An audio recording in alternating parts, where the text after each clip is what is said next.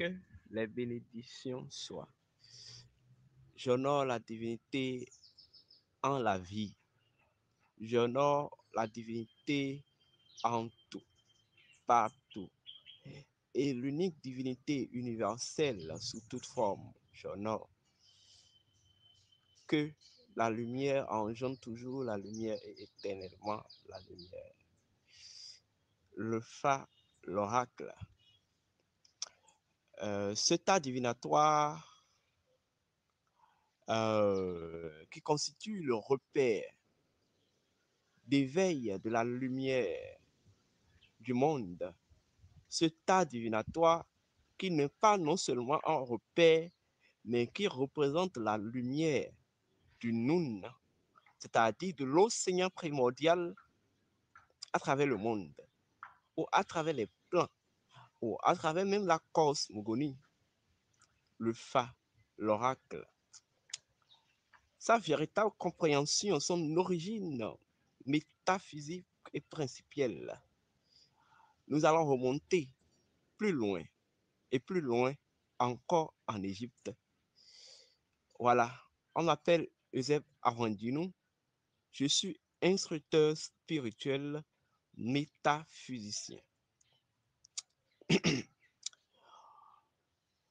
Il est temps que vous compreniez que, parce que, je le dis et je le répète, il est temps que vous compreniez ceci, parce que vous ne l'avez jamais compris et vous n'avez pas l'idée de comprendre. Il est temps que vous compreniez que tout tire son origine d'une source primordiale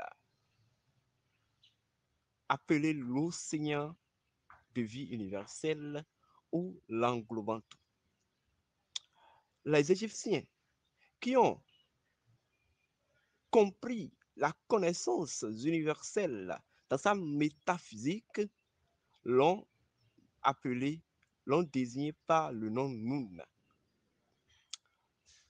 Nun, c'est l'essence, c'est l'océan, c'est la source primordiale de toute chose.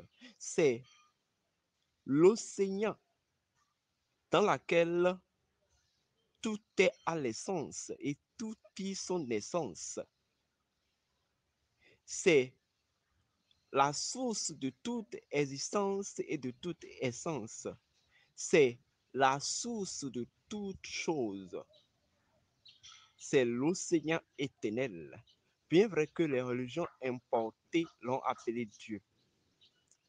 Mais alors, vous devez savoir que cet océan primordial que j'appelle Nun et que j'ai coutume d'appeler le tout absolu euh, est fondamentalement assis sur des principes, des lois et des faits. Les principes, quand on parle de principes du Nun, vous devez savoir que le Nun même a une identité. Le Nun même a un nom premier. Le Nun même a un nom premier dont les principes sont l'expression. Le Nun a des lois qui sont en quelque sorte les fonctions ou les fonctionnalités, je dirais les fonctions au sein d'elle-même. Et le Nun a des faits qui sont les fonctionnements de lui-même. Est-ce qu'on me comprend? Le nom premier de Nun a engendré la fonction de Nun, qui sont les lois, et les fonctions de Nun, en union avec le nom premier, l'identité, ont engendré enfin le fonctionnement de Nun. Tout cela constitue la fonctionnalité de ce Nun ou de cet océan primordial.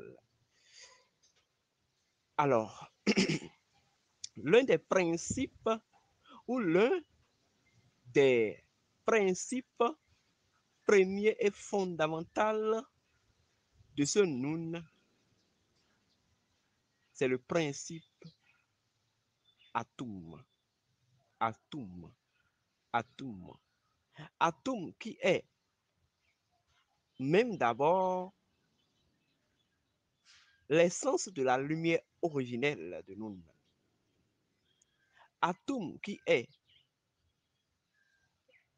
l'unité de Noun, l'unité incréée de Noun elle-même est gardée encore. Quand je parle de Noun, je parle de Dieu.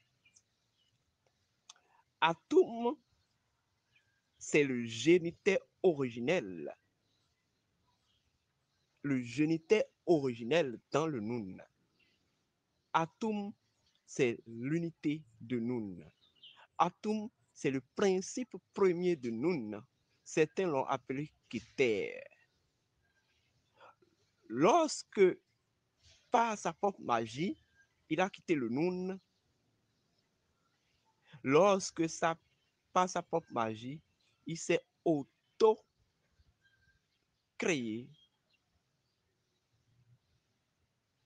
il a compris que il faudrait qu'il crée un lien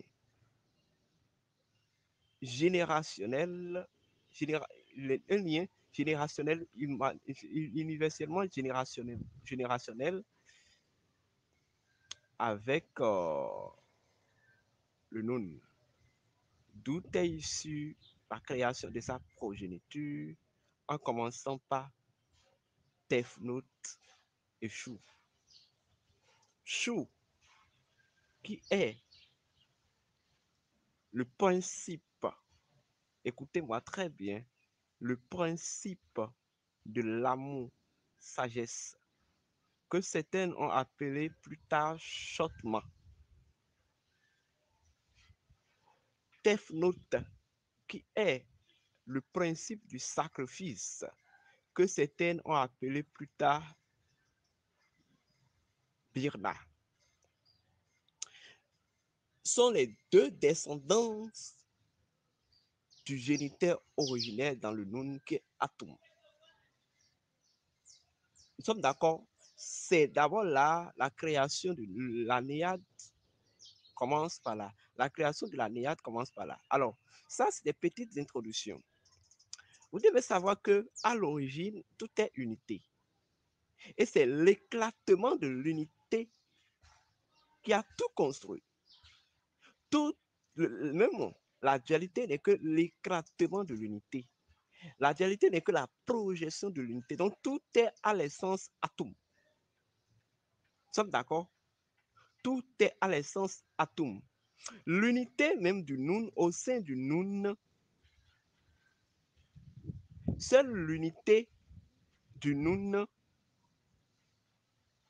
agit et fait fonctionner le Noun. Est-ce qu'on me comprend?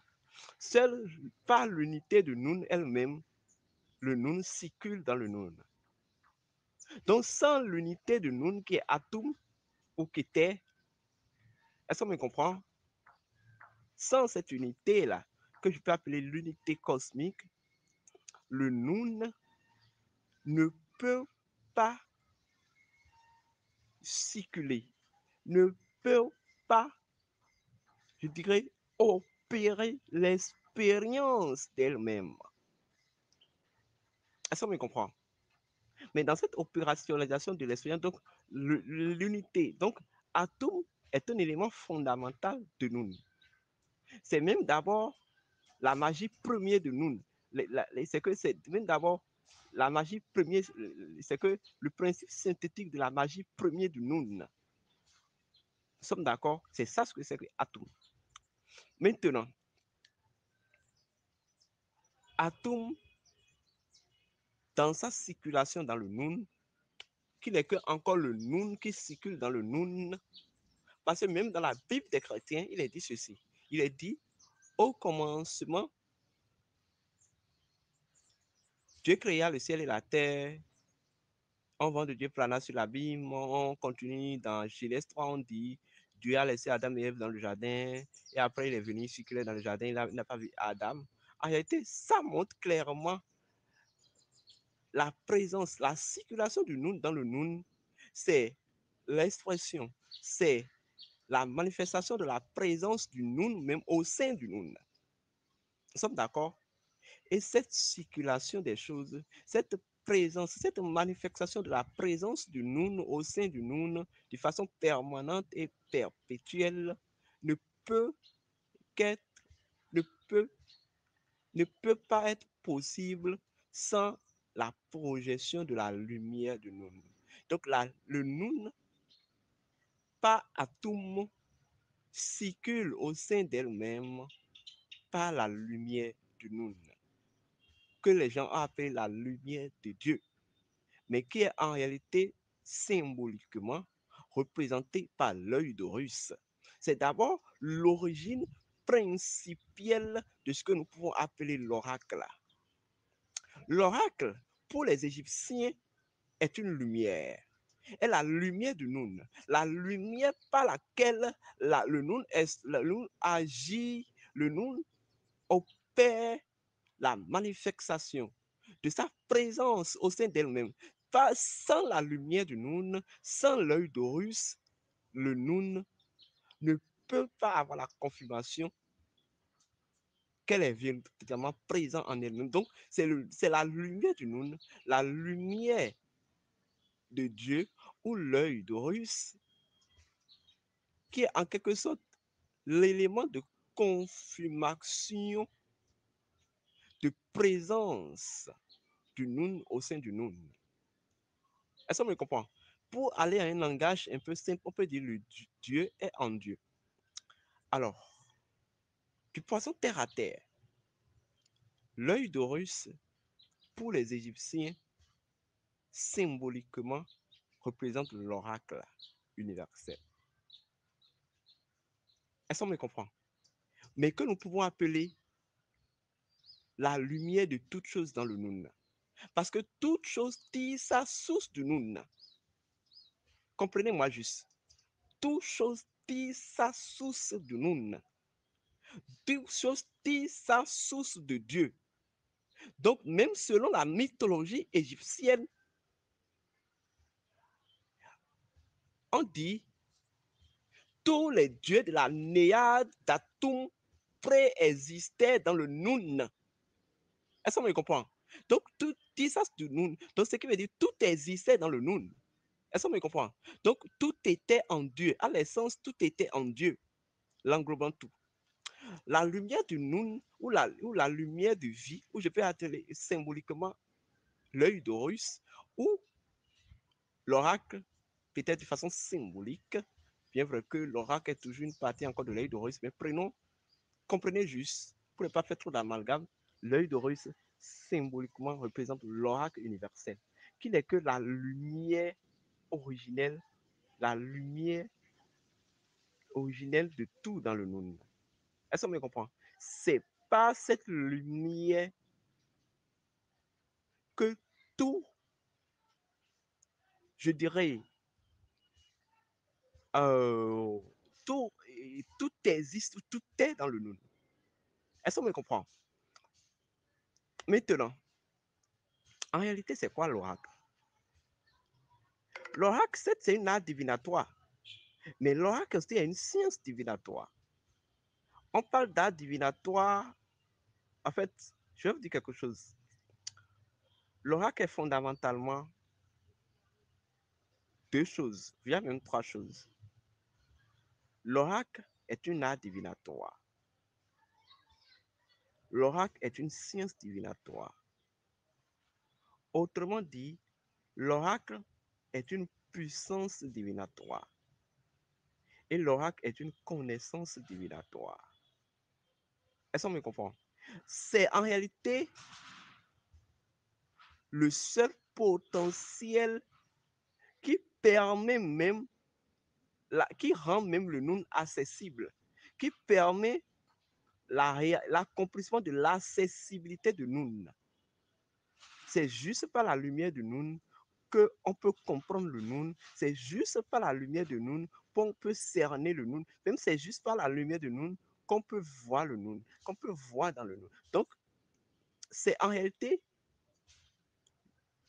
l'oracle, c'est juste la lumière du monde.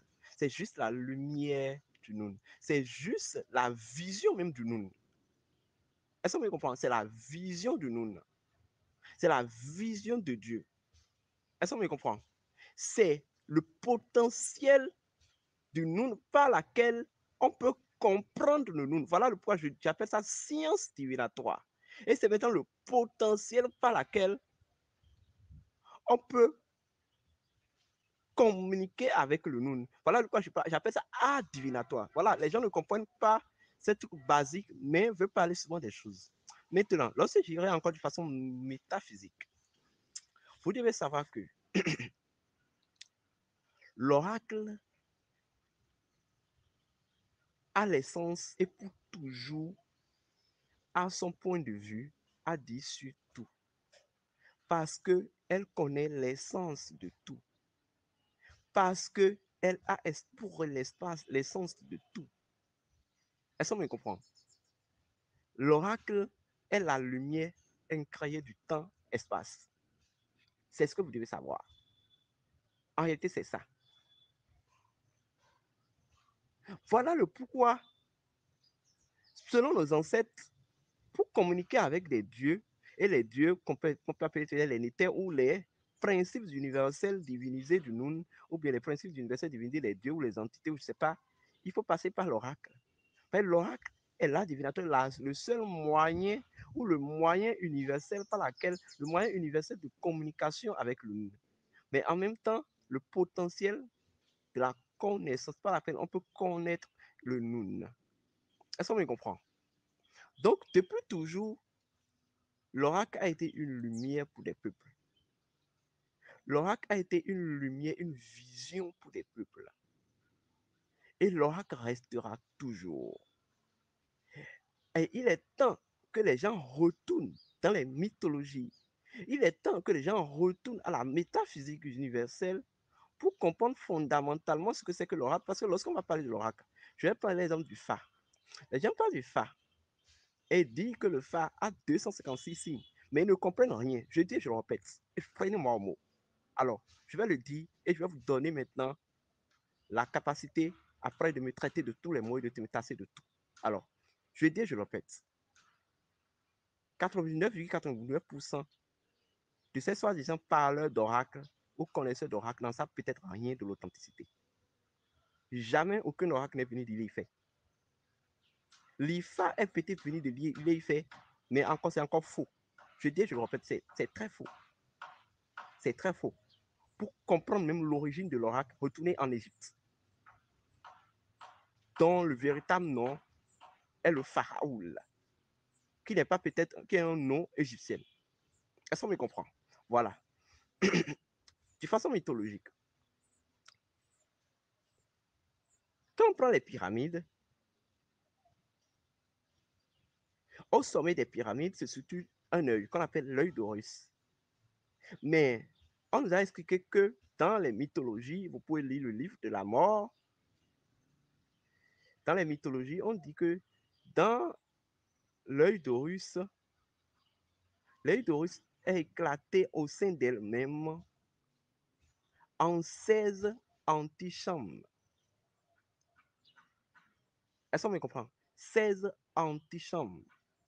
En fait, c'est le résumé de ces 16 antichambres qui constituent ce globe qu'on appelle l'œil d'Horus.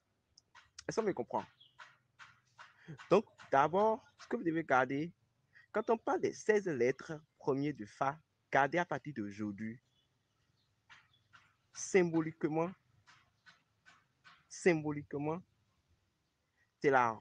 symboliquement, c'est les 16 antichambres de l'œil d'Horus. Est-ce qu'on me comprend? Et au sein de chaque antichambre se situent maintenant des colonnes. Et chaque antichambre est composée de 16 colonnes.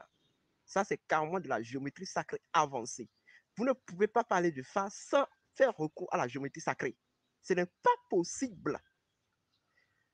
Donc, l'oracle, donc je dirais, je parlais, donc chaque antichambre est composé de 16 colonnes.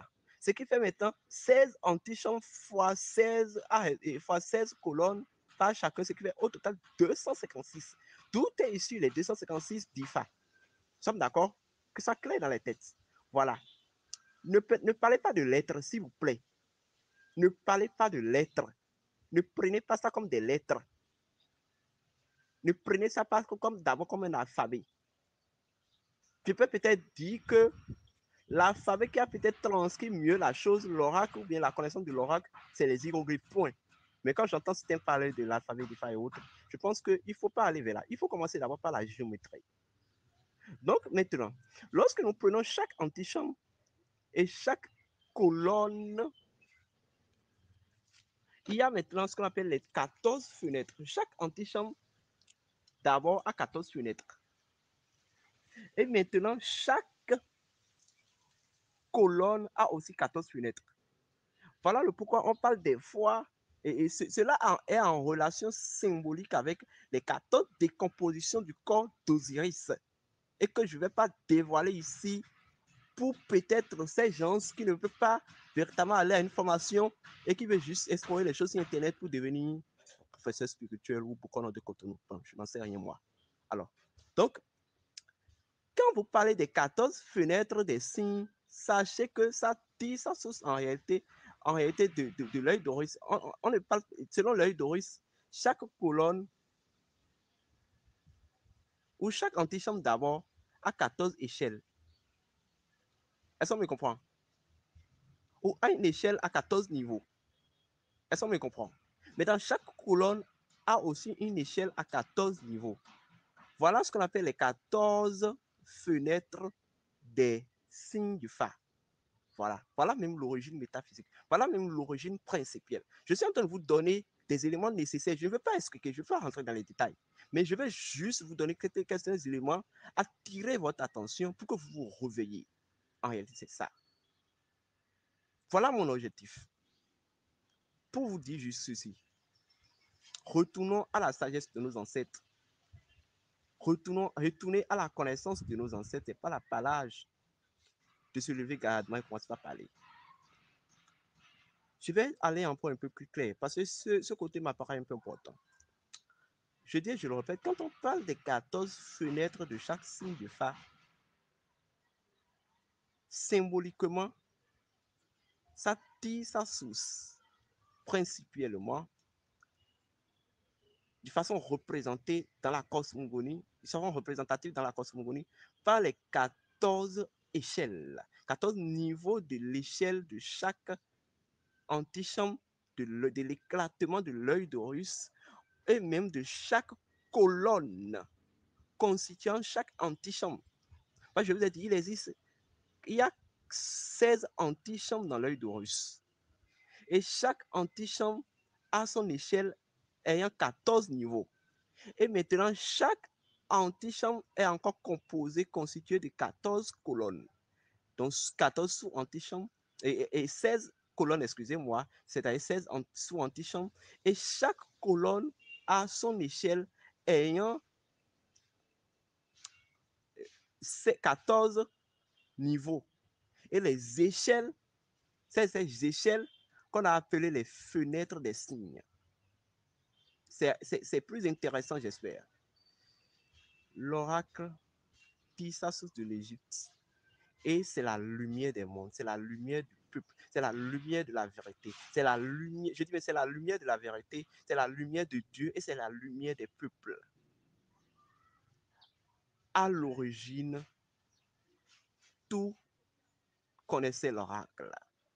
L'oracle a été témoin de de la formation, que ce soit biospirituelle ou biochimique de chaque chose dans le Noun. L'oracle a été témoin et continue d'être témoin de la création de toutes choses. Est-ce qu'on me comprend? Ceci doit être une lumière pour nous, les générations d'aujourd'hui. Voilà un aperçu bref sur ce que c'est que l'oracle. Lorsque nous allons remonter à la métaphysique de nos ancêtres, la métaphysique universelle, lorsque nous allons remonter aux origines, depuis les Égyptes, symboliquement, l'œil d'Horus est la représentation synthétique et symbolique de l'oracle de Noun, de la lumière de Noun, avec c'est c'est 16 antichambres et chaque antichambre composée de 16 colonnes, chaque antichambre ayant une échelle de 14 niveaux et chaque colonne ayant une échelle de 14 niveaux. S'il y a des colonnes qui peuvent même susciter des contradictions, je suis prêt. Je suis prêt. Parce que ils ont quand même peut-être, ils parlent de les choses, mais ils ne comprennent même pas fondamentalement les choses. Ça, ayons le courage de le dire. Donc, c'est en réalité un peu ça. Quand on parle du Fa, c'est toute une géométrie. Et la description que je viens de vous donner montre carrément que fondamentalement, vous ne pouvez pas comprendre l'oracle, voilà, ou le Fa, ou la géomancie, ou je ne sais pas, sans comprendre ce que c'est que la géométrie sacrée. C'est la pure géométrie sacrée. Et même la géométrie sacrée tire sa source de l'Horus, de l'œil d'Horus. Voilà.